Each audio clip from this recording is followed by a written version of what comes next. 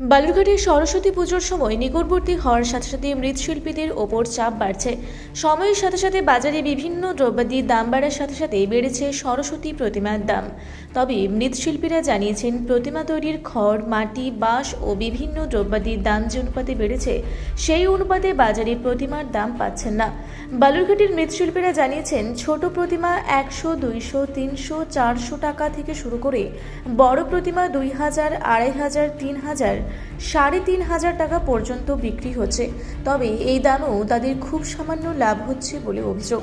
মৃৎশিল্পীরা জানিয়েছেন, মাটি, বাঁশ, রং, তেল, পোশাক ইত্যাদি দাম বেড়ে যাওয়ার কারণে তাদের খরচ বেড়ে গেছে। বাজার কেমন দেখছে? বাজার এখনো সেরকমভাবে জমজমাট হয়নি। লোকজন আসছে যাচ্ছে, জমজমাট নেই বাজারে। ওই আসছে যাচ্ছে এরকম চারজন করে, বাজারে জমজমাট সেরকমভাবে এখনো কমপ্লিট হয়ে ওঠেনি। আর দুদিন পর তো সরস্বতী পুজো। এখন আপনাদের একটা প্রতিমা বানাতে কিরকম খরচ করছে? আমাদের তো ভালো খরচা হচ্ছে, সেই পরিমাণে আমাদের যেটা দাম দিচ্ছে এটা একটা আমাদের এখন প্রবলেম হয়ে গেছে। যেটা চাচ্ছি যত কমই হয়, কিন্তু অ্যাকচুয়ালি খরচের পরিমাণ বেড়ে যাচ্ছে, জিনিসপত্রের দাম বেড়েছে। কত করে বেচছেন একটা প্রতিমা? একটা প্রতিমা 2500, 2000, 500 তো বিক্রি হচ্ছে, ছোটো ছোটোগুলো 500 বিক্রি হচ্ছে। আর গুড়ি গুড়ি প্রতিমা? গুড়ি গুড়ি প্রতিমা 100 থেকে শুরু করে 150, 200, 300।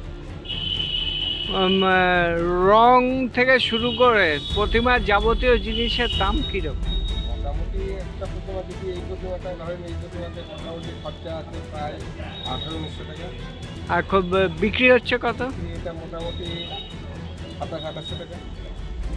তা- কালকে ক্রেতা দিতে যাচ্ছে না, ওই আসে বলতে 2000 টাকা, 1500 টাকা দাম বলছে। লাভের পরিমাণ কিরকম? লাভের পরিমাণ খুব কম, একদম লো। আপনার নাম? আমার নাম ভবেশ পাল। কিরকম দেখছেন প্রতিমা?